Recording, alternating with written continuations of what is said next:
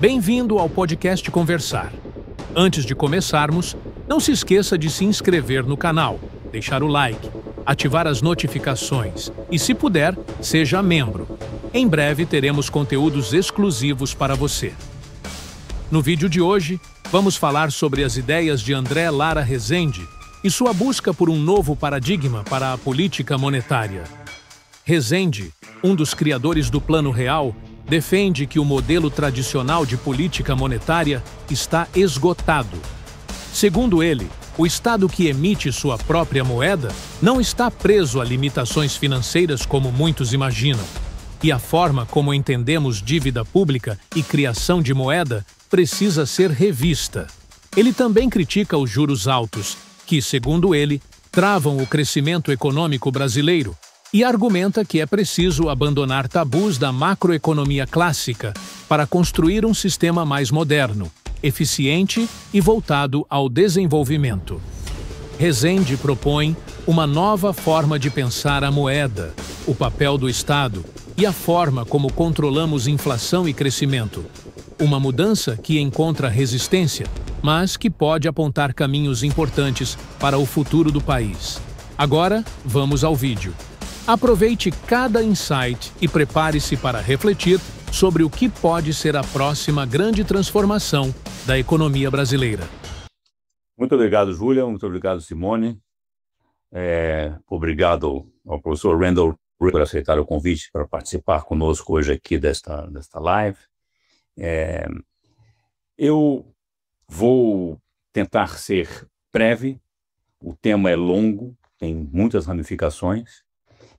E para que podermos primeiro passar a palavra ao professor Ray, que, como disse a Simone, há mais de duas décadas vem pioneiramente e com uma paciência quase de zen budista e defendendo as bases como funciona um sistema monetário fiduciário contemporâneo, que é um ponto de partida, sem sombra de dúvida, para a definição de um novo paradigma para a política monetária e também política fiscal. Bom, dito isso, nós, depois de quase 15 anos com uma ameaça de deflação dos países avançados e uma trégua significativa na inflação mesmo de países como o Brasil, que durante décadas foram perseguidos por inflação muito acima da desejada, nós parecemos estar de volta com alguma pressão inflacionária no mundo todo. Não nos países avançados, em todos os demais países do mundo. A volta da inflação coincide com a inexistência de um arcabouço conceitual para a formulação de políticas para combatê-la. A teoria econômica, como conhecida, é um conjunto ordenado de ideias sobre o funcionamento da sociedade e o comportamento humano em termos econômicos. Não é ciência no sentido das ciências naturais, sobretudo porque sociedade e comportamentos humanos não têm a estabilidade que tem o mundo natural e, portanto, estão em permanente mudança. E o que força que as teorias sejam necessariamente circunstanciais. Então, elas precisam ser regularmente revistas. E o são. Não? Você está sempre aprimorando, revendo teorias sociais e teorias econômicas em particular. Mas há momentos em que há uma aceleração dessa mudança das circunstâncias e a teoria fica defasada, fica claramente anacrônica em relação à realidade. E exige, portanto, uma revisão mais profunda, uma mudança, de certa forma, de paradigma, uma certa ruptura. E hoje, é este momento.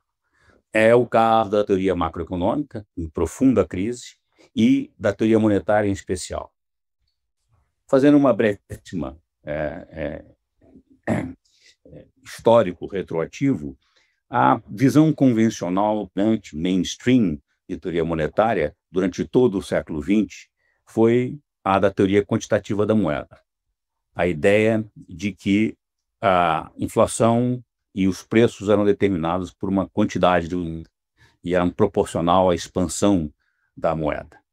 Essa teoria quantitativa da moeda foi abandonada na virada do século, por razões teóricas e conceituais, de claramente que sobre o Banco Central não controla a quantidade de moeda, como se previa, como imaginava a teoria, e foi o golpe definitivo, golpe de morte na teoria quantitativa da moeda, foi desferido em 2008, com a grande crise financeira dos países avançados, com o advento do quantitative easing, uma expansão extraordinária da base monetária em todos os países afetados e que não teve nenhuma consequência inflacionária, como se deveria prever, como seria o previsto pela teoria quantitativa da moeda.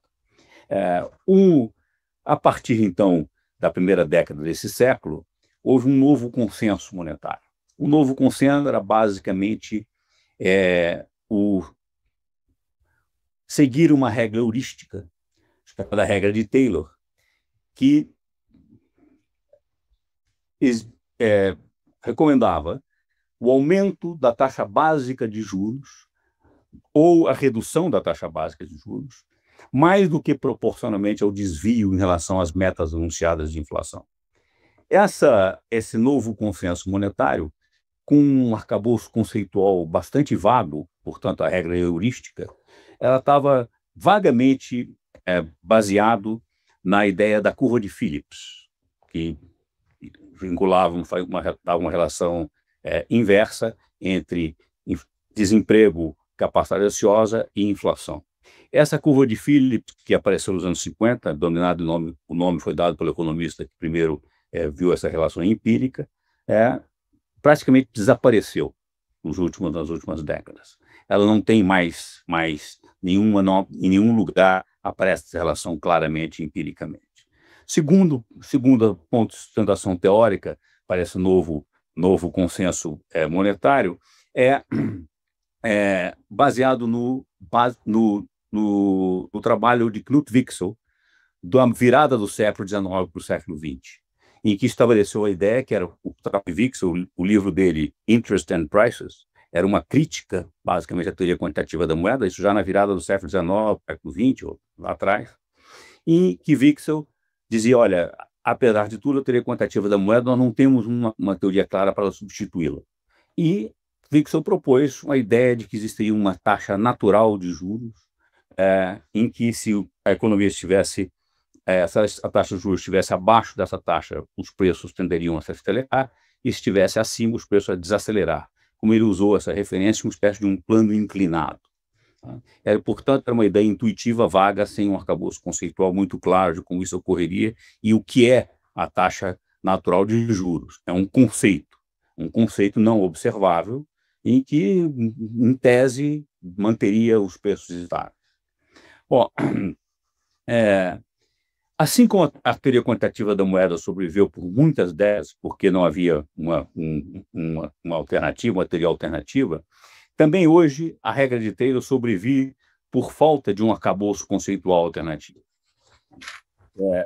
Claramente, a necessidade desse arcabouço conceitual é fundamental.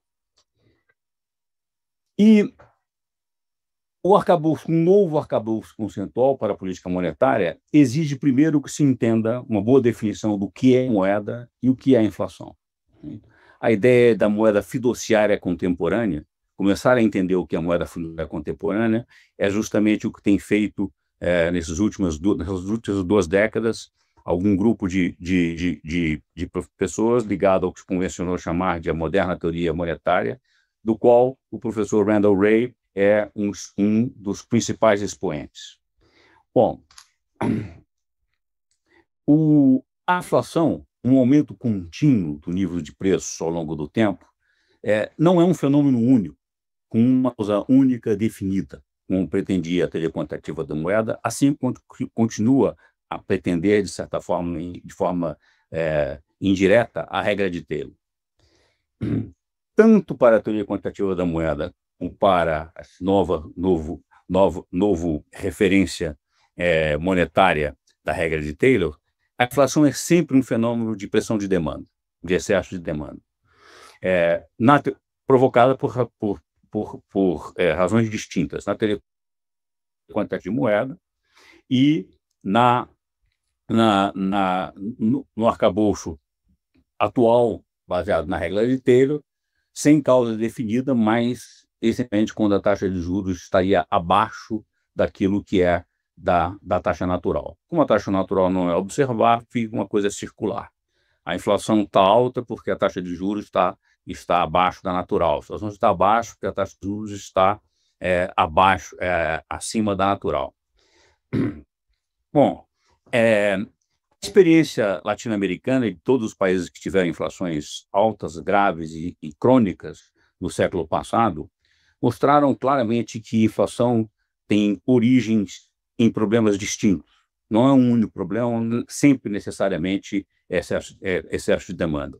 E não só ela tem origem distinta, como ao longo do tempo o próprio processo inflacionário se transforma e adquire características diferentes.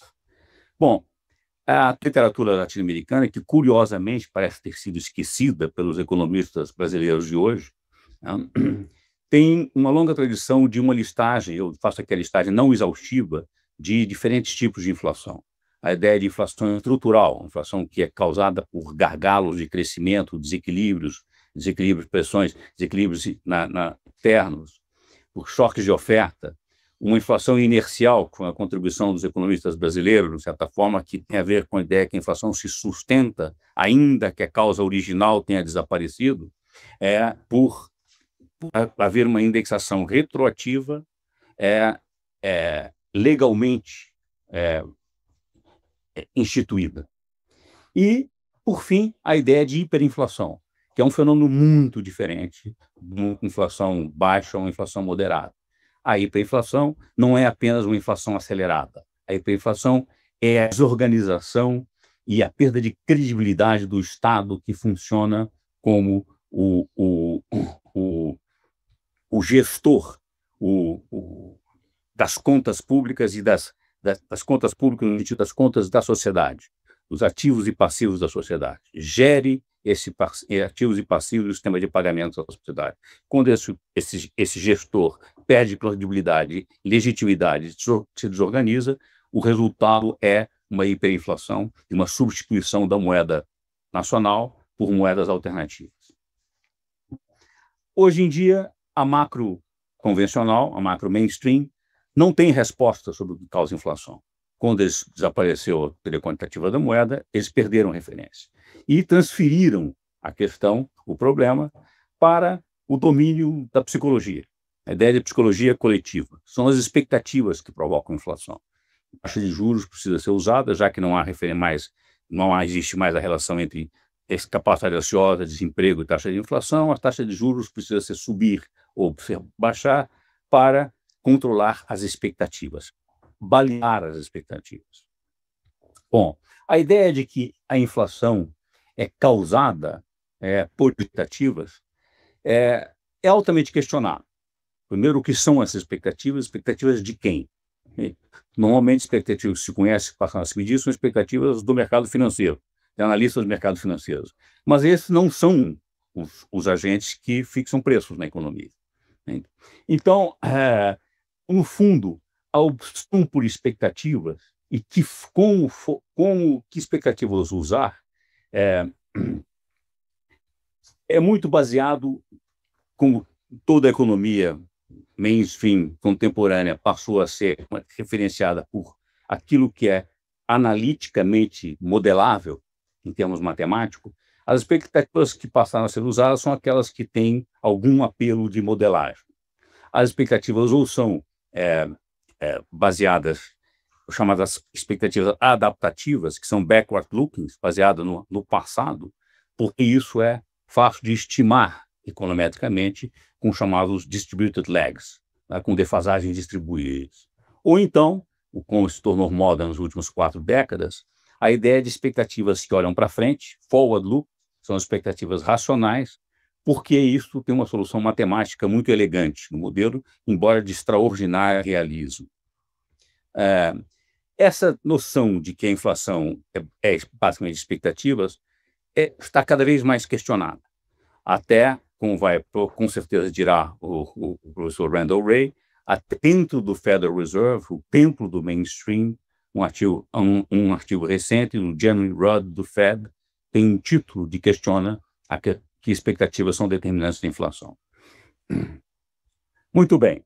Dito isso, portanto, os bancos centrais hoje estão, agora eu uso a expressão de um artigo do Randall Wray com Papadimitrios, estão num voo cego. Eles não têm referência conceitual para balizar a política de combate à inflação. Bom, mais importante do que isso, a referência de hoje, a regra de Taylor, o uso da taxa de juros, da taxa básica de juros, primeiro, ela é disfuncional, porque ela, sem dúvida nenhuma, ela tem que provocar recessão e desemprego para moderar a inflação. E isso é em contradição com os próprios objetivos dos bancos centrais. Segundo, e um ponto muito importante e muito pouco entendido, porque a ideia de que o combate à inflação via alta de juros é disfuncional, todo mundo sabe. A ideia de que, olha, só por, como se chama, divina coincidência, haveria estabilidade de preço, coincidiria com o pleno emprego. Não tem como você, com um instrumento, atingir dois objetivos. Mas um ponto mais grave, na minha opinião, especialmente em países, hoje em dia, quando a distribuição de renda e riqueza ficado em todo o mundo tem sido profundamente regressivo, é o fato de que esse arcabouço conceitual é regressivo. Por quê? Não se entende que, quando se aumenta a taxa básica de juros, especialmente quando há dívida pública expressiva do PIB, isto é uma transferência fiscal de recursos da sociedade, todos aqueles que pagam imposto, para os detentores de dívida pública. Os detentores de dívida pública são necessariamente os agentes superavitários mais ricos da sociedade. Então, isso é uma política profundamente regressiva. Não é, portanto, elevar a taxa de juros não apenas provoca recessão e desemprego, como é uma política fiscal que transfere renda para os agentes mais ricos na sociedade. Essa questão, que é muito bem entendida no arcabouço conceitual da moderna teoria monetária, não é entendida e é muito difícil que se entenda. No caso do Brasil de hoje, por exemplo, nos últimos meses, para combater essa inflação, que nós vamos falar sobre ela, se ela claramente não é uma inflação de pressão de demanda, porque no mundo inteiro não é, e o Brasil continua com a taxa de desemprego de 12%, isso desemprego aberto, longe de estar a plena capacidade, com extraordinário superado nas contas externas, e o Banco Central do Brasil aumentou a taxa, e pretende continuar aumentando a taxa básica de juros, por mais de 10 pontos de percentagem no espaço de alguns meses. 10 pontos de percentagem, num país que tem uma dívida interna, dívida pública interna, de 80% do PIB, significa 8% do PIB ao ano. 8% do PIB ao ano de transferência fiscal, perfeito? Daqueles que pagam imposto do Estado, para os detentores de dívida pública. Só para ter a ideia do absurdo que é isso, o orçamento de saúde no Brasil, nos últimos anos, é 2,3% do PIB. Nós estamos transferindo, se isso continuasse, 8% do PIB ao ano para os detentores de dívida pública, sem que ninguém teste que isto vai causar desequilíbrio fiscal e levará o país para uma crise, um abismo fiscal. Bom, muito bem, para não me estender, para terminar, eu vou listar aqui 6 pontos que me parecem importantes para o esboço de um novo arcabouço conceitual para a política monetária e fiscal. Primeiro, que a moeda é dívida pública. A política monetária e a política fiscal são inseparáveis. Devem ser não apenas coordenadas, como entendidas em conjunto. 2. O Banco Central não controla apenas a taxa básica de juros de um dia. O Banco Central controla toda a estrutura a termo da taxa de juros do país, da dívida pública e, portanto, no país. A estrutura a termo sustenta-se quase sempre os analistas convencionais de que o Banco Central controla a taxa de juros de um dia, Mas quem determina a taxa de juros ao longo da curva, da curva no tempo, da curva de juros, é o mercado. A verdade é que, sim, é o mercado, mas o mercado determina essa taxa de juros tentando estimar, adivinhar qual vai ser a trajetória da taxa básica de juros de hoje até lá. E por isso é que os bancos centrais, para reduzir essa incerteza, passaram, inclusive, a usar a ideia de forward guidance, de dizer o que vão fazer, para que não haja tanta incerteza sobre as taxas futuras. E os bancos centrais poderiam ir além, como já passou a fazer o Banco do Japão. A ideia, olha, eu determino não apenas a taxa de um dia, como eu determino a taxa de toda a estrutura a termo de juros, a taxa de 1 ano, 5 anos, 10 anos e 20 anos, dizendo eu compro e vendo títulos a tal e tal taxa. Com isso, o Banco Central fixaria integralmente a curva de juros ao longo do tempo. É claro que, com isso, ao fazer isso, eles seriam obrigados a abdicar da ideia do prazo médio da dívida. Ao contrário do que se pretende, o prazo médio da dívida não é relevante no mundo de hoje, porque como o Banco Central funciona como um prestador de última instância, não está restrito pelo lastro metálico da época do padrão ouro, ele poderá sempre, e sempre faz isso, quando há crise, ele vai dar liquidez permanente para qualquer papel. Se ele vai dar liquidez sempre, não há razão nenhuma para vender, para alongar a dívida pública e, por isso, pagar mais. Deixe que o mercado defina qual é o prazo que quer e define a estrutura a termo da taxa de juros. Sem me estender sobre isso, passo para o quarto ponto. A alocação de crédito na economia é hoje delegada pelo Banco Central para o sistema bancário, que tem acesso às reservas do Banco Central. Ou seja, o sistema bancário com acesso às reservas do Banco Central é um franchisee da capacidade de criar crédito do Estado, via Banco Central. Esse instrumento é um instrumento muito poderoso que não deve ser delegado, de certa forma, ao bel prazer do sistema bancário, que recorrentemente empresta excessivamente e depois, futuramente, resolve, vendo riscos que não tinha percebido, resolve contrair subitamente o crédito e obriga o Banco Central a entrar como prestador de última instância.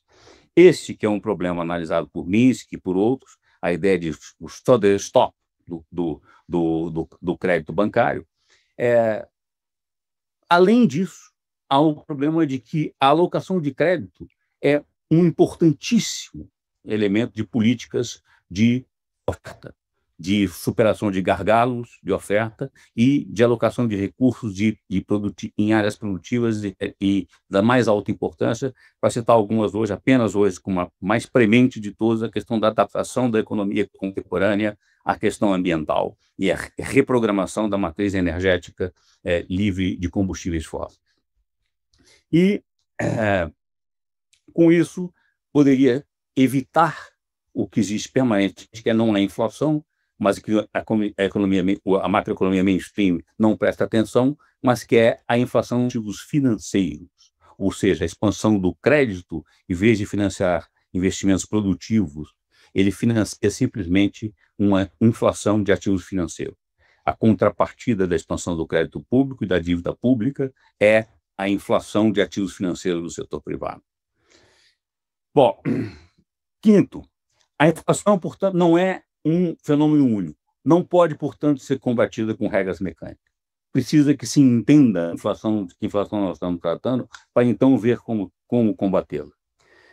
Sexto, existem inevitavelmente trade-offs, custos e benefícios no combate à inflação, que não podem ser delegados a um poder não eleito e não responsabilizado, ao que se diz um unelected and unaccountable power, como bancos centrais independentes. É claro que essa questão da governança precisa ser revista e reentendida. Bom, termino aqui para passar a palavra com tempo para o professor Randall Wray, que, como eu disse, há mais de 2 décadas, e como disse a Simone, tem sido um expositor claro, brilhante, com uma paciência zen budista do funcionamento do sistema monetário fiduciário contemporâneo, que é o ponto de partida para um novo paradigma de políticas públicas. Muito obrigado.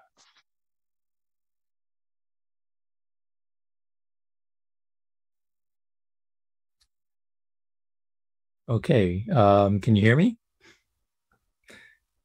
I thank you for the invitation to speak, and I agree with everything that's been said. I love talking about theory, but I decided today I'm mostly going to focus on evidence.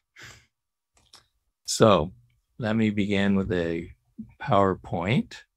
And the first thing I want to argue is that, and this goes along with what was just said, orthodox economics is really in disarray. And so let me provide some evidence. The evidence comes from the Fed itself. Jeremy Rudd released a paper recently, very critical of orthodox theory and of the Fed. So let me provide a few quotes from him. Nobody thinks clearly, no matter what they pretend. Even the goofiest opinion seems wonderfully clear, sane, and self-evident. He examines the foundations of orthodoxy. I won't go through those theories, but he says these foundations, everyone knows to be true, are actually errant nonsense. None has any sort of empirical foundation.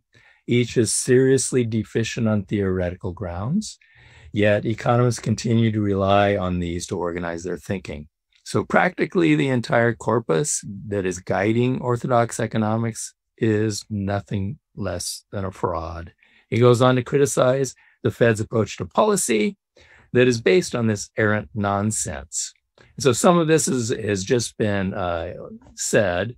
The central banks around the world were forced to abandon Milton Friedman's quantity theory approach, the idea that the Fed should just control the money supply to fight inflation. No modern central banker believes this anymore. So Rudd says that this left the Fed with no plausible theory of inflation. If money doesn't cause it, what causes it? They have embraced the new monetary consensus and the Taylor rule. Mentioned, we're not going to go through exactly what that is, but the idea is that expectations of inflation cause inflation. But how do they do this? It's some kind of magic that if people expect inflation, there will be inflation. We're not told how people actually cause the inflation. Policy then works by controlling expectation through forward guidance. The central banks tell us what they're going to do, and that is supposed to influence our expectations. And then the central banks move the target interest rate toward the so-called real rate, which does these ideas do come from Wicksell, move the real rate toward some natural rate that is given to us, I suppose, from heaven.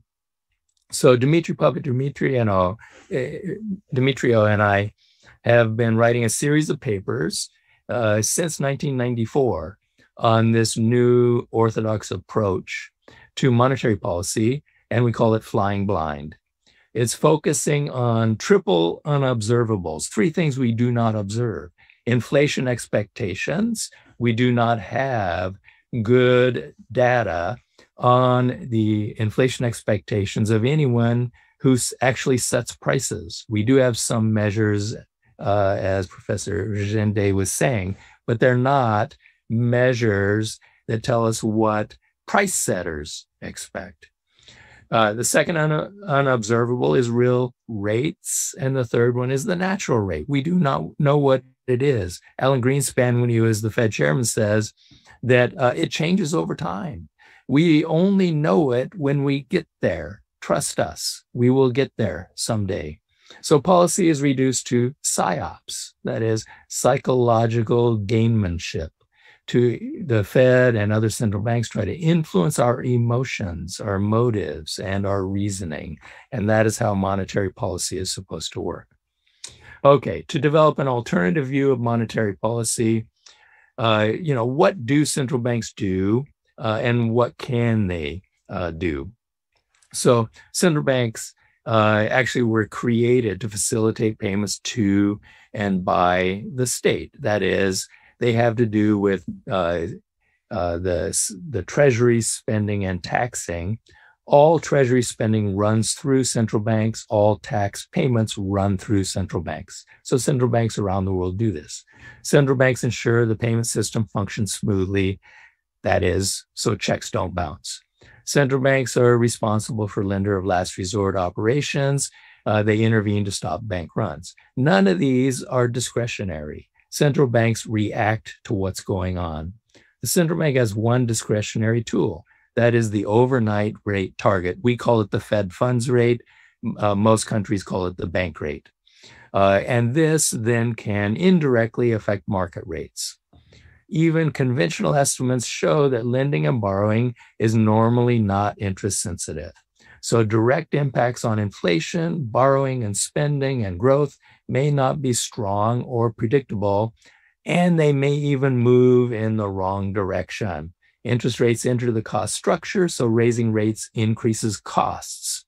Interest rates also affect part of our income, which was just discussed, so it can influence spending in the wrong direction. Evidence for central bank control of inflation and expectations is also weak. And there's only a weak link between expectations and inflation. So now I'm going to be presenting some evidence of these claims, just to show you I'm not making this all up. You can see it in the data. Here we have in the bottom yellow line is the Fed funds rate. So this is actually the Fed's policy rate. The blue line is a measure of inflation using the Consumer Price Index. And then the gray and orange lines are expectations. And what do you notice? Well, expectations for the past decade have been extremely stable. They do not move.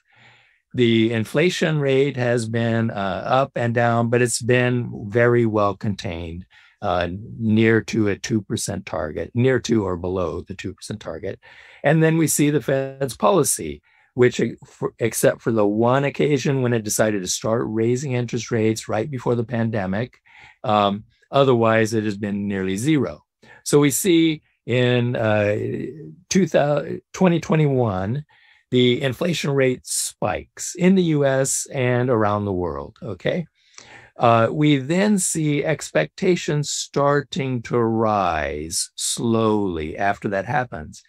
We're supposed to believe that expectations cause inflation. Well, it's very clear that that did not happen. Expectations were well grounded and suddenly inflation took off, and then expectations started to rise. So my belief is expectations don't determine inflation, they converge to reality as inflation eventually gets accepted as being something that we need to be concerned with.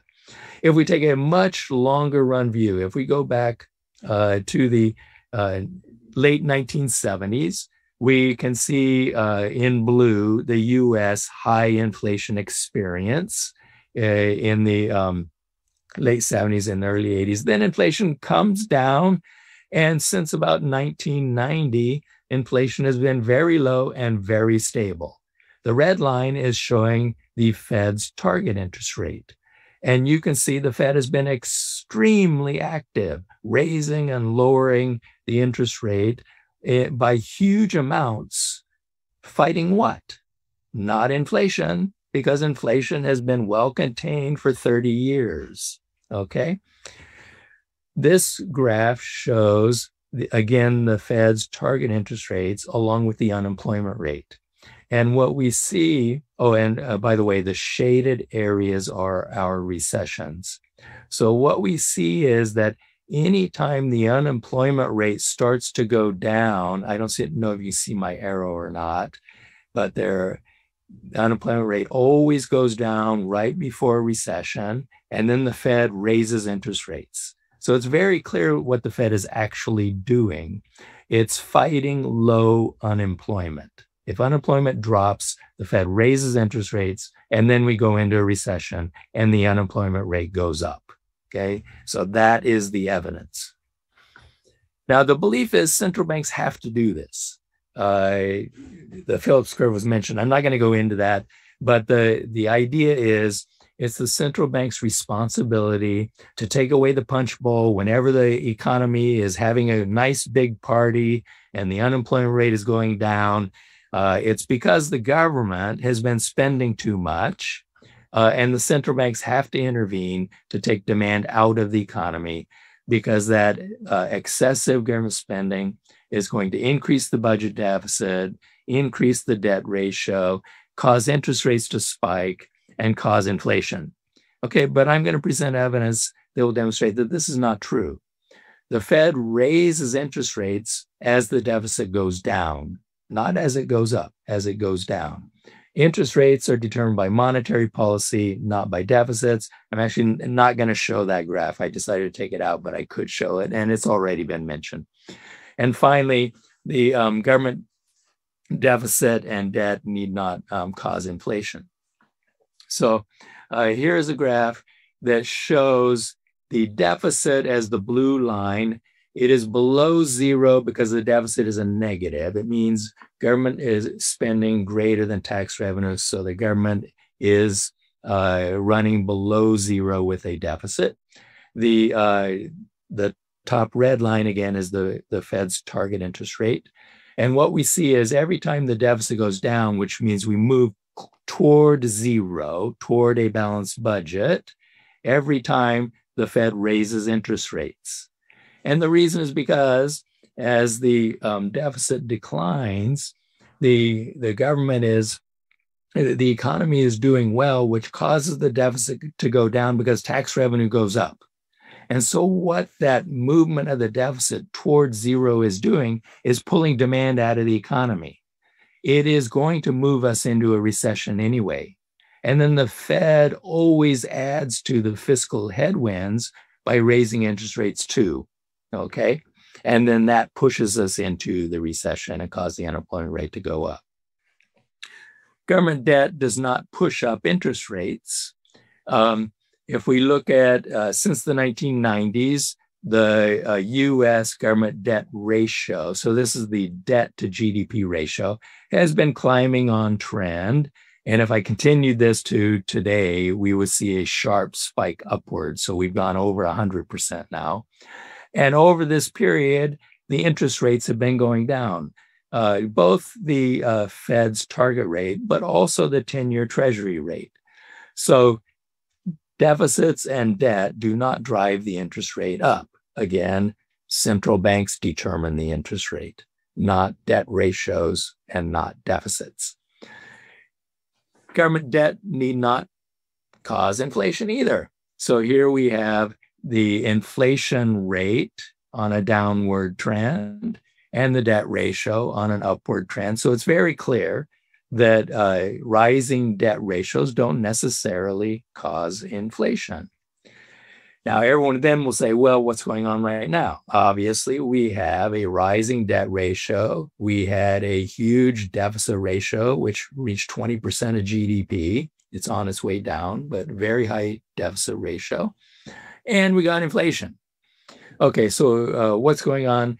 The mainstream, Larry Summers, they're all claiming we had too much COVID relief. It was all the government spending, which amounted to about $5 trillion into the US economy. That caused an overheated economy, excessive demand, and now central banks have to raise rates to fight that high demand. Okay?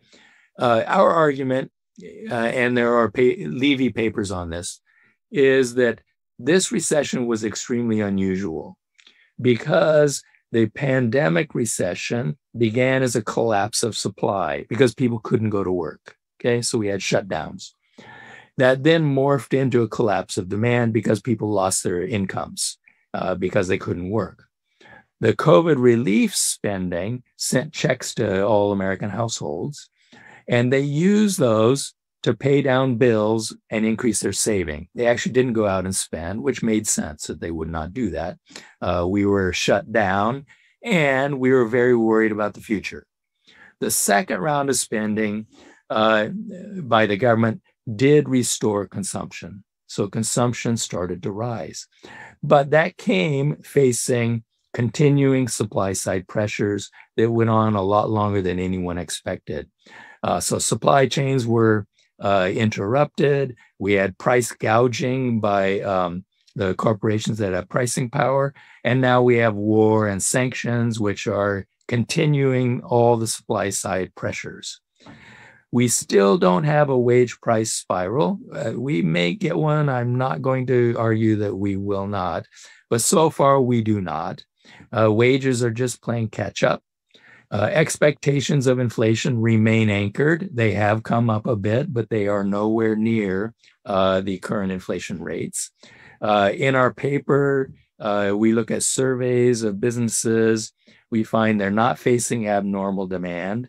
Capacity utilization is still far below peaks. I'll show that data.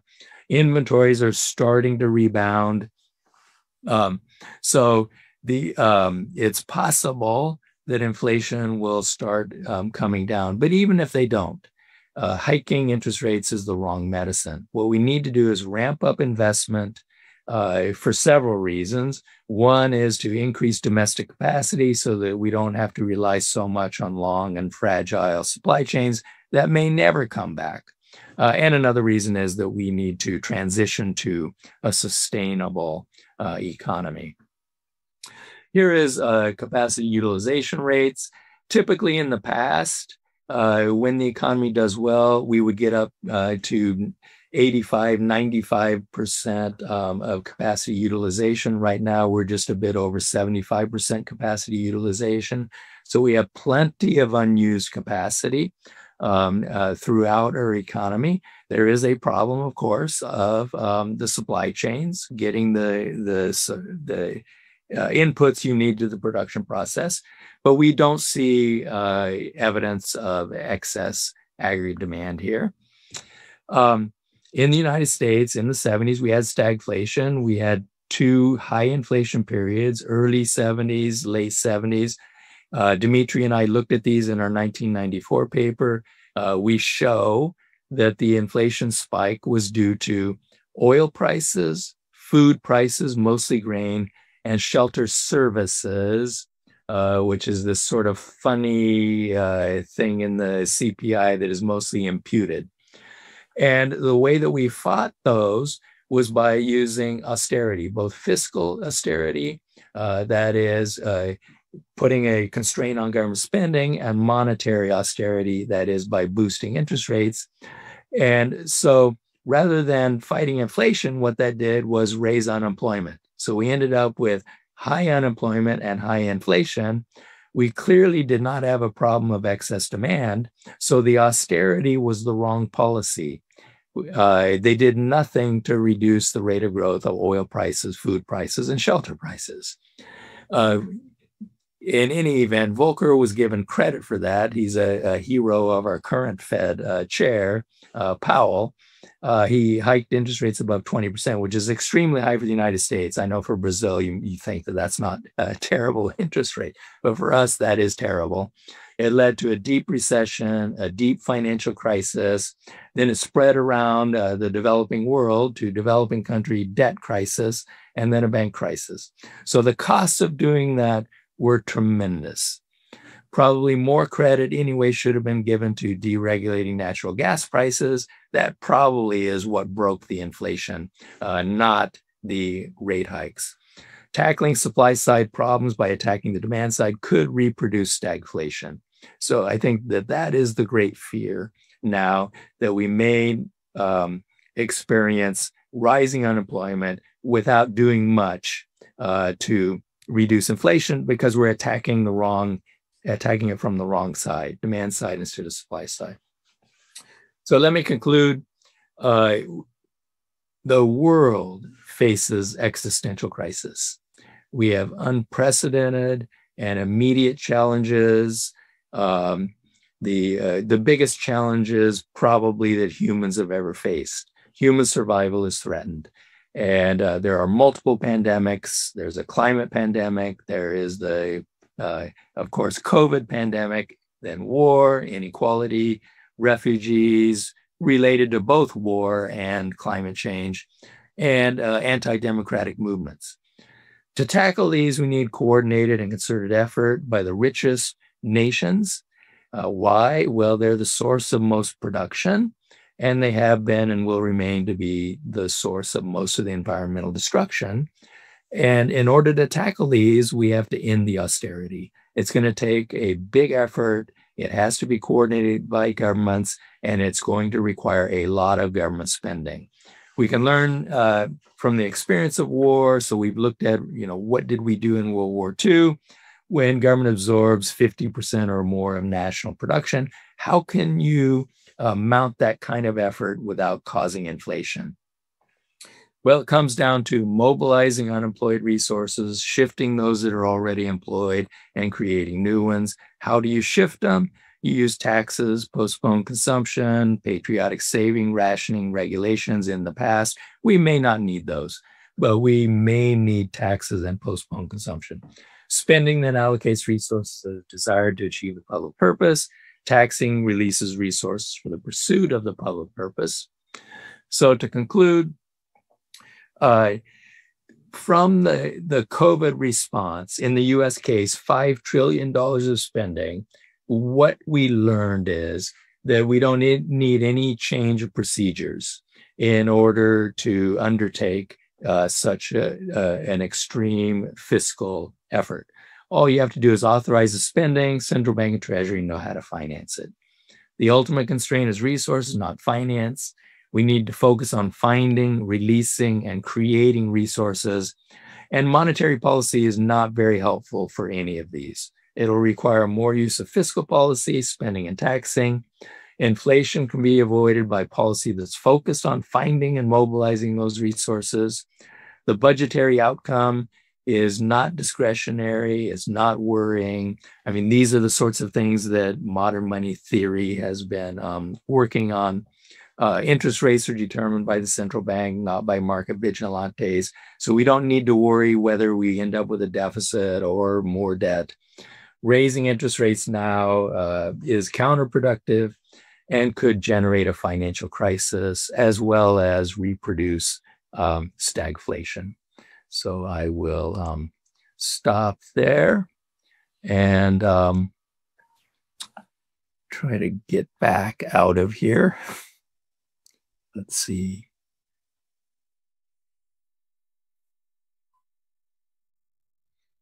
I'm sort of back. Am I controlling the view or are you? Eu acho que eu posso retomar daqui. Ok. E agradecer, então. Ô, Simone, só um breve anúncio. Agora que a gente terminou as palestras, quem quiser voltar para o modo galeria para ver todos, é só apertar no View, que tem um botão em cima. Então, daqui tem um botão em cima à direita, Gallery. E aí entra todos para a sala. Obrigada, Júlia. Eu queria agradecer imensamente aos dois pelas incríveis falas, que foram para muito além das questões teóricas, né? Na verdade, se concentraram muito mais, como prometia o título do evento, nas questões de política econômica e questões atuais, e na inter-relação entre as políticas monetária e fiscal. O professor Ray nos trouxe aí dados dos Estados Unidos, os dados recentes, e também períodos mais longos, e os brasileiros, né, podem se ver muitas vezes nessa mesma situação, ainda que sempre um pouco piorada, né, de como o nosso Banco Central também combate a inflação com muito desemprego, né? Supostamente quer controlar as expectativas, ancorando a nossa economia com cada vez mais desemprego. E outro ponto também, né, que as pessoas têm muita dificuldade de compreender, é que os supostos déficits menores, que seriam uma forma responsável de conduzir a economia, na verdade, levam a economia para uma recessão. É isso que eles fazem, né? Quando os governos se propõem a reduzir o déficit orçamentário estão levando as economias para profundas recessões. É isso que acontece. Afora todos os esclarecimentos feitos, tanto pelo professor Wendell Ray quanto pelo André Lara Rezende, acerca da capacidade única e que não perdem os bancos centrais de definir as taxas de juros no limite em todos os prazos que eles quiserem, né? Sendo os bancos centrais, de fato, emprestadores de última instância, não só nas crises, mas todos os dias, né? Os bancos centrais fazem todos os dias nos mercados de reservas assegurar a taxa de juros de curto prazo, comprando e vendendo reservas, títulos públicos, de forma que a taxa de juros não escape daquela taxa de juros que ele definiu, né? É assim que operam os bancos centrais nas modernas economias monetárias. Então, eu acho que essa discussão, sem dúvida, contribui incrivelmente para aquilo que a gente se propõe a avançar aqui no nosso núcleo. Eu agradeço muito a ambos. E nós temos aqui algumas perguntas. Uma delas, a primeira, são duas, né, que eu vou fazer, uma para cada um de vocês. É de um conhecido nosso, conhecido de ambos, é do Senior Fellow aqui, do SEBRE e também do Levy Institute, Leonardo Bulamac. Para o professor Ray, eu vou fazer em português, Ray vai ser traduzido aqui para você. Qualquer problema, a gente acho que não, mas aí a gente tenta fazer diretamente em inglês. Mas vamos lá. Leonardo diz o seguinte: de acordo com a MMT, as finanças não são o problema. O lado da oferta, o lado real da economia, ele é ou pode vir a ser. Pergunta do Leonardo, né? A política industrial ou a política de investimento não deveria, então, estar no centro das prescrições da MMT? Pergunta dele. Eu vou aproveitar e fazer a pergunta do Leonardo também para o André. De 2008 até a Covid, os bancos centrais inundaram os mercados financeiros com liquidez para supostamente conter a instabilidade. Mas, ao fazerem isso, eles não criaram fragilidade financeira contínua, permitindo que os mercados financeiros usem essa liquidez para jogar com alavancagem e ações. Em caso afirmativo, não seria necessária uma regulamentação financeira muito mais robusta para prevenir ou, pelo menos, mitigar esse problema? Bom, eu tenho mais duas perguntas aqui de duas pessoas, o Peter Knight e o Charles Lourenço, que nos assistem. Eu não sei o que vocês preferem, que eu as faça agora ou depois. André, você está com o microfone mudo. Eu acho melhor que você faça em seguida. Vamos responder essa e vamos em seguida, para não ficar... Okay. Que acaba de então... responder a primeira. Ok. Randall, responde a primeira? Randall. Please. Okay, sure. Okay, thanks, Leonardo. So unfortunately, over the past 50 years, planning has become a bad word. We're supposed to believe that invisible hand of markets can guide us all individually to make the right decisions. That clearly is not going to work. It hasn't been working, and it's definitely not going to work for the future for the reasons that I said. You know, the invisible hand cannot solve the COVID pandemic. That's very clear. The invisible hand is not going to reverse climate catastrophe. It's going to take planning, not just within nations, but among nations. What we found with the pandemic, and Adam Tooze has a nice piece on this, that when we finally came up with the vaccines, what we did was we circled the wagons and hoarded the vaccines, which meant that the virus was free to mutate into new forms, more forms that spread more easily, because the rich countries were hoarding the vaccines. And we can't solve the climate catastrophe problem one nation going it alone. We all have to work together. So it's going to require planning. It's going to require massive government investments and government funding of private research and private investments too. So yes, we need industrial policy to deal with these problems.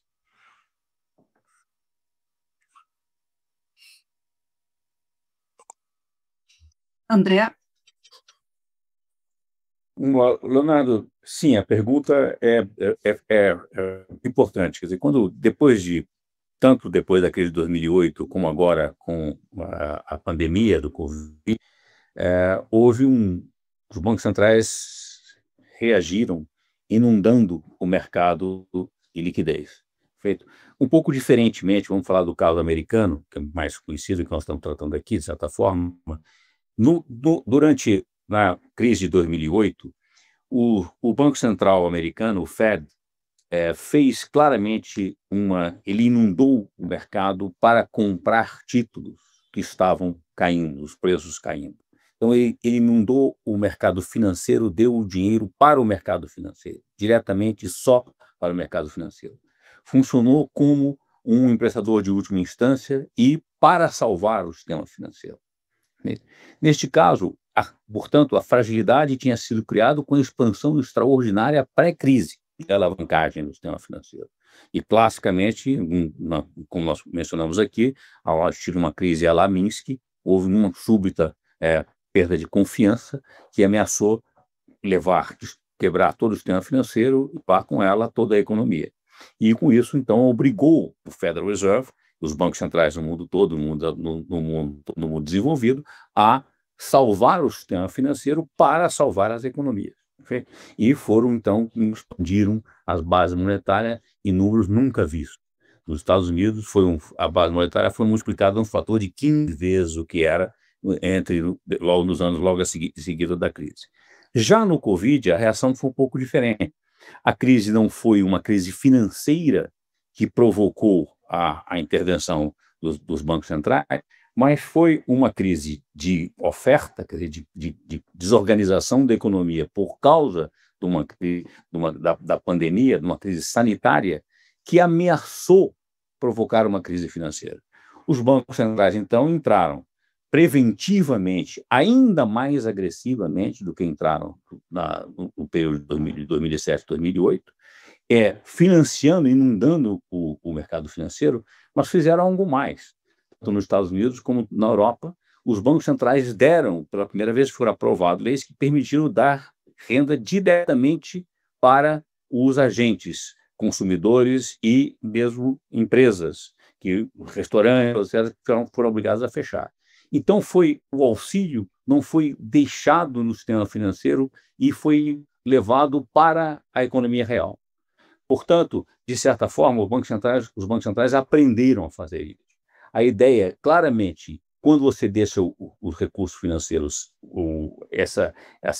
esse redesconto de uma crise financeira só com o sistema financeiro, ele não tem impacto nenhum na demanda agregada. Perfeito? Ele simplesmente permite que o sistema não quebre completamente. Quando você põe renda diretamente na mão do setor real, seja dos indivíduos, das famílias e das empresas, de certa forma você pode ter uma reação de demanda agregada, que, neste caso, a combinação do fim da pandemia, a recuperação da ideia da demanda agregada, agora com essa renda que foi posta na mão dos agentes reais, perfeito? Com ainda os gargalos na oferta, podem estar provocando claramente esse surto inflacionário no mundo todo, que foi agravado pela questão da guerra na Ucrânia e do aumento dos preços de commodities e, sobretudo, do preço de derivados de petróleo. Agora, portanto, sim, voltando à sua pergunta, é evidente que a regulamentação prévia, o Banco Central não pode esperar que a crise aconteça para então intervir. Precisamos pensar numa regulamentação inteligente, preventiva, dessa questão, dessas crises recorrentes financeiras, que decorrem dessa delegação para o sistema bancário do poder de criar poder aquisitivo e de conceder crédito. É isso. Eu tenho aqui um outro conjunto de questões, entre elas a do Tiago Lourenço, né, que pergunta que livros vocês recomendariam para que se possa aprender, para que um iniciante possa aprender o básico, né, de teoria monetária moderna. Eu vou aqui me avorar a responder, depois eu vou ver se os professores concordam. Eu acho que esse livro aqui do professor Randall Wray,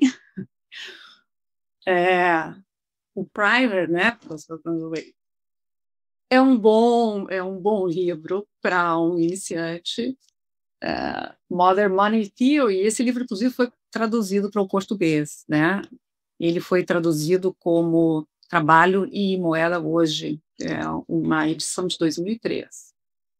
E esse livro aqui é um pouquinho mais complexo, né? É o Manual de Macroeconomia de 2019. Não sei se vocês concordam com as minhas indicações, teriam outras indicações para fazer. Professor Ray, André. The first book was Understanding Modern Money, and I think that also was in Portuguese and in Spanish. It was in Spanish. It's probably out of print. But anyway, go to the Levy website and you can find a lot of papers on MMT and policy proposals like the job guarantee. And just one more thing, you can be on the lookout. Soon there will be another book, sort of middle level for college students, that's going to be coming out, and then an illustrated cartoon book on MMT will be coming out. Tem uma outra questão aqui, que é do Peter Knight. A questão é sobre renda básica universal. Ele pergunta se a renda básica universal seria uma política pública adequada contra a concentração de renda e o desemprego ocasionado pela a inteligência artificial e robotização, especialmente se fosse financiado pela emissão de uma moeda digital do Banco Central.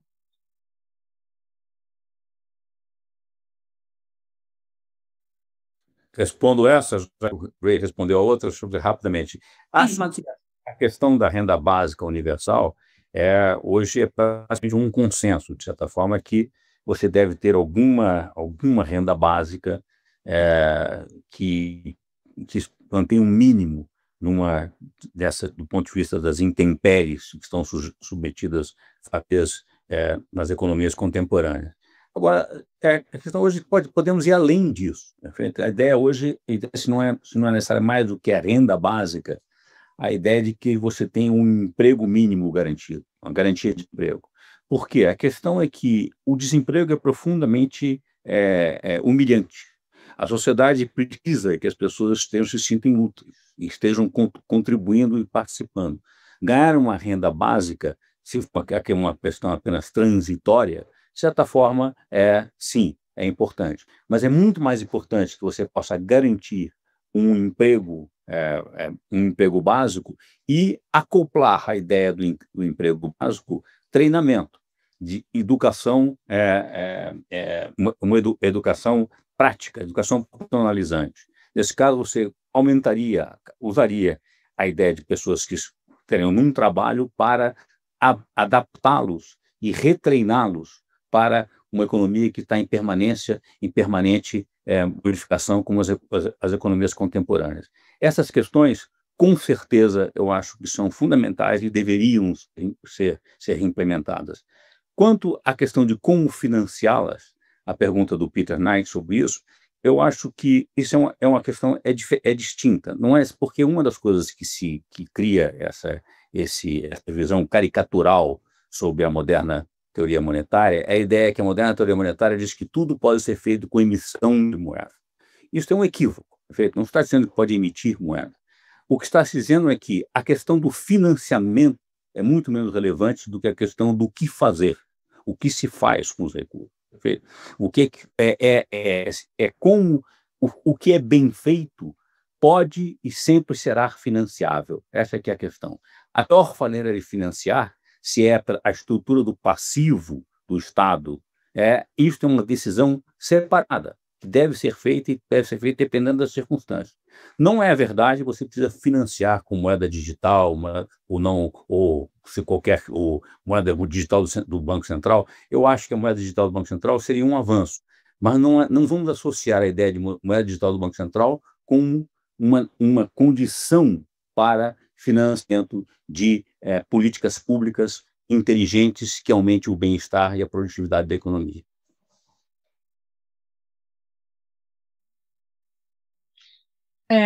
Tem aqui mais um bloco de questões. Eu faria mais 2 questões, então, para o professor Ray, depois mais 2 questões para o André Lara. Pode ser? Randall, é uma pergunta do André Donner. Ele disse que ouviu ou leu o Warren Mosler, que é outro pai da teoria monetária moderna, dizendo que os aumentos na taxa de juros, eles poderiam, na verdade, levar a um aumento da inflação. Ele pergunta se você também concordaria com essa ideia. Tá? E tem uma outra pergunta aqui, que eu acho que é do Luiz Pausacker, acho que é assim o sobrenome, desculpa se eu falei errado. A pergunta dele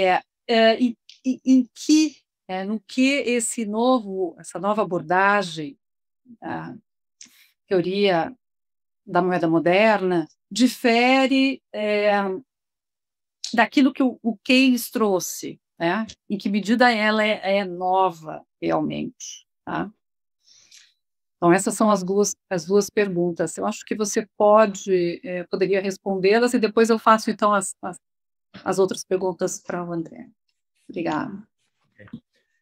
Yeah, the raising the interest rate can be inflationary in 2 ways. I mentioned them, but I didn't get to explain it. So one is it raises business costs. So if you ask 100 economists, what will happen to prices if you raise wages? Inflation. What will happen if you raise the price of oil? Inflation. What will happen if you raise the price of rent for your building? Inflation. What will happen if you raise interest rates?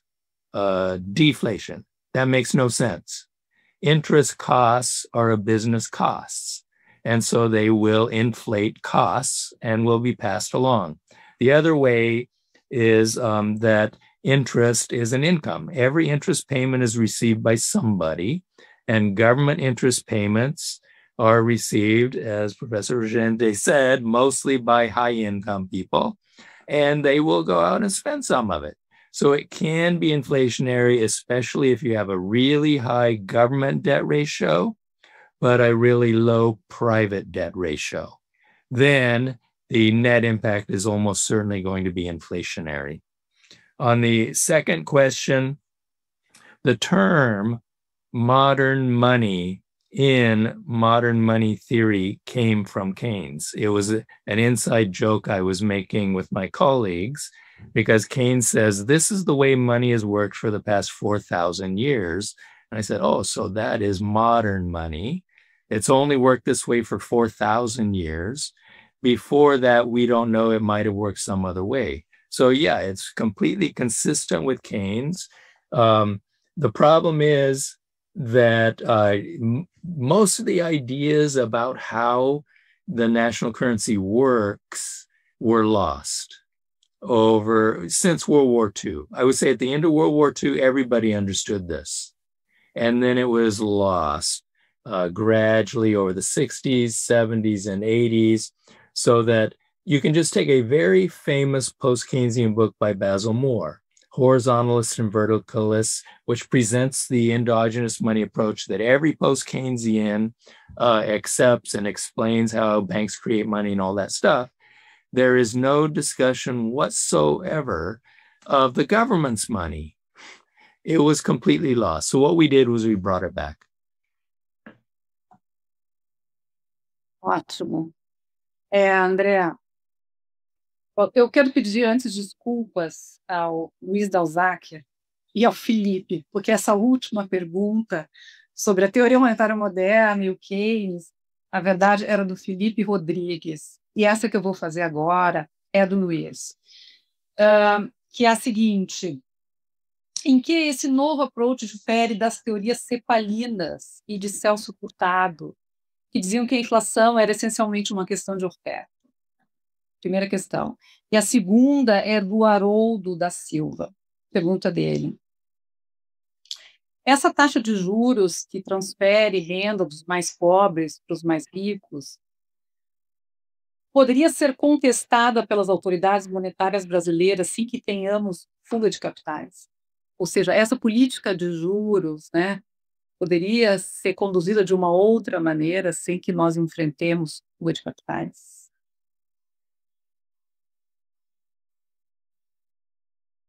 Muito bem. Simone, eu não resisto a primeiro meter meu pitaco na pergunta anterior sobre se a taxa de juros é inflacionária.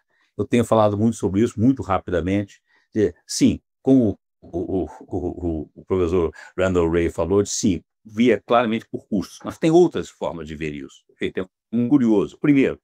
Primeiro, a ideia, a hipótese neo-fischeriana, que foi primeira, que eu saiba, uma conjectura posta pelo John Cochrane, que é um economista altamente clássico ortodoxo, mas muito claramente dentro do modelo mais ortodoxo macroeconômico tradicional de hoje, o Dynamic Stochastic General Equilibrium Model, ele mostra que com as expectativas racionais, a taxa de juros mantida alta por muito tempo provoca inflação. Ela está positivamente correlacionada com a inflação. Então, isso sai do resultado do modelo matemático do Dynamic Stochastic General Equilibrium. E, claramente, o que ele diz, ele mostra muito parecido com o que o Randall Wray mostrou hoje, a ideia de que, olha, o Banco Central americano, o Fed, vem mexendo na taxa de juros sistematicamente e a inflação está basicamente estabilizada. E é o Fed que está... A inflação está estabilizada, porque o Fed está mexendo na taxa de juros, ou a inflação está estabilizada e o mexer na taxa de juros está simplesmente provocando desemprego e recessão. Essa questão está posta num longo artigo, nos artigos seguintes do ultra-ortodoxo professor formado professor da Escola de Chicago, hoje no Hoover Institute, que é o John Cochrane, feito especialista em política monetária ultra mainstream. Bom, dito isso, eu poderia continuar, porque tem a ideia seguinte, inclusive, hoje, o Warren Moser sugeriu recentemente uma coisa que eu já tinha escrito, eu li depois que eu já tinha escrito. A ideia de que a taxa de juros, a taxa básica do Banco Central, se o Banco Central, o Estado do Banco Central é o monopolista da criação de moeda, é o monopolista que fixa o preço do seu produto. O preço do seu produto é o preço da moeda em relação às cestas de bens. Se o Estado comprasse todas as cestas de bens e serviços, ele determinaria o nível de preço de serviços. Como ele não compra, os preços que ele compra são preços sinalizadores, que influenciam muito a inflação. Esses são preço de salário mínimo, preço de energia, determinação de preços de serviços públicos, etc. Agora, a verdadeira definição de inflação é a variação temporal para frente, seja, o desconto ou o prêmio que precisa ser pago para uma cesta de bens entregue hoje e que será paga daqui a X tempos. Esta, por definição, é a taxa de juros fixada pelo Banco Central. Nesta visão, a taxa de juros fixada pelo Banco Central é a taxa de inflação. O que nós vemos, como chamamos de taxa de inflação, é a taxa de inflação pelo retrovisor. Foi o aumento que ocorreu no passado. mas é o que é fixado pela taxa de juros do Banco Central, que é a inflação para frente, que é a verdadeira inflação.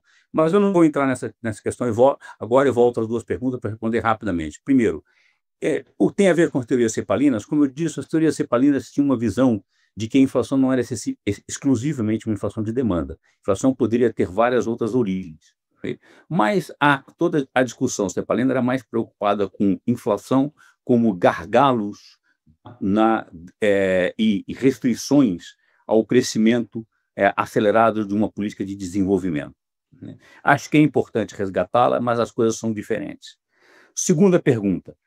A segunda pergunta essa é muito relevante. Porque claramente, quando se diz, olha, você pode fixar a taxa de juros, não subir a taxa de juros, mas aí você terá fuga de capitais. Bom, isto sabe-se a teoria convencional, o que se chamou a trindade, o triângulo do impossível. Você pode ter política monetária independente e controlar a taxa de câmbio, mas você não pode ter simultaneamente as duas coisas e não ter controle de capitais. Uma das três você tem que ceder.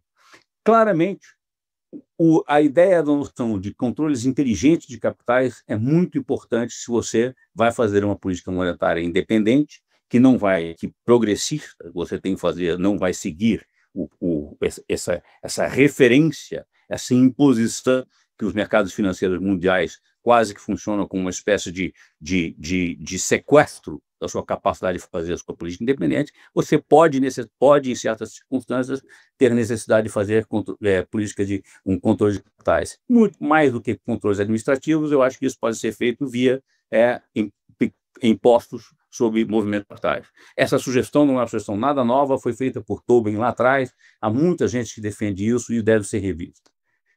É isso, paro aqui. Ok, nós temos aqui mais uma pergunta. A pergunta é uma pergunta coletiva, feita por um grupo de estudos de finanças funcionais e MMT, do pessoal da Universidade Federal Rural do Rio de Janeiro. Acho que a pergunta foi encaminhada originalmente ao professor Ray, mas eu sugiro que seja respondida por vocês dois. A pergunta é a seguinte, que no cenário atual do Brasil, em que há esse congelamento dos gastos federais pelos próximos anos, em termos reais, qual seria a alternativa para incentivar o desenvolvimento do país, para proporcionar o desenvolvimento do país? Eu teria uma resposta para isso, mas eu vou me furtar e vou ouvi-los, evidentemente. Professor Ray, depois o Ridley. Well, it's hard to describe what a terrible idea that is. One of Hyman Minsky's very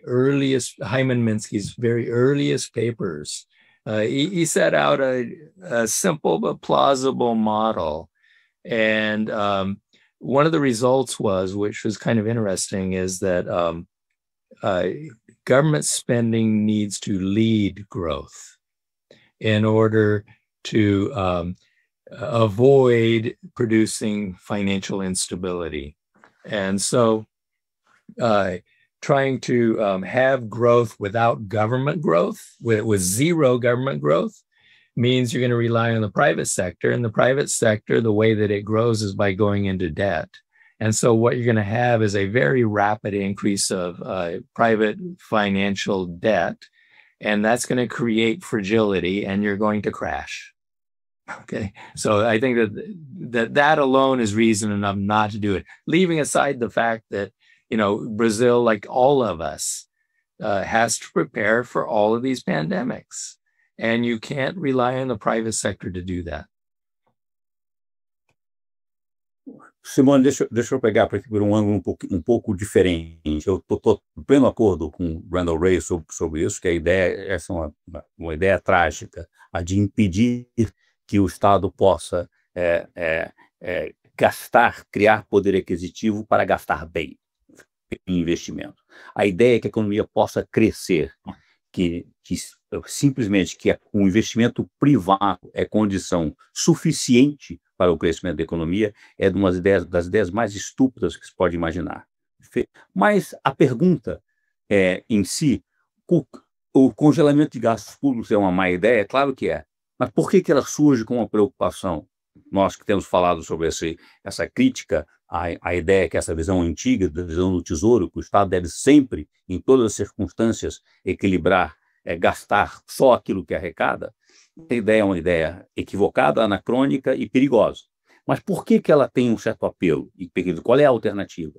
Porque a ideia é que, quando se diz que o Estado não tem restrição financeira, você abre a porta para gastos profundamente de desperdício, equivocados, populistas, usados pelo um sistema político que pode ser patrimonialista, populista, ideológico, e cujo único interesse, se não reforçar o cúmulo político daqueles que dominam a política, o legislativo e o executivo no país.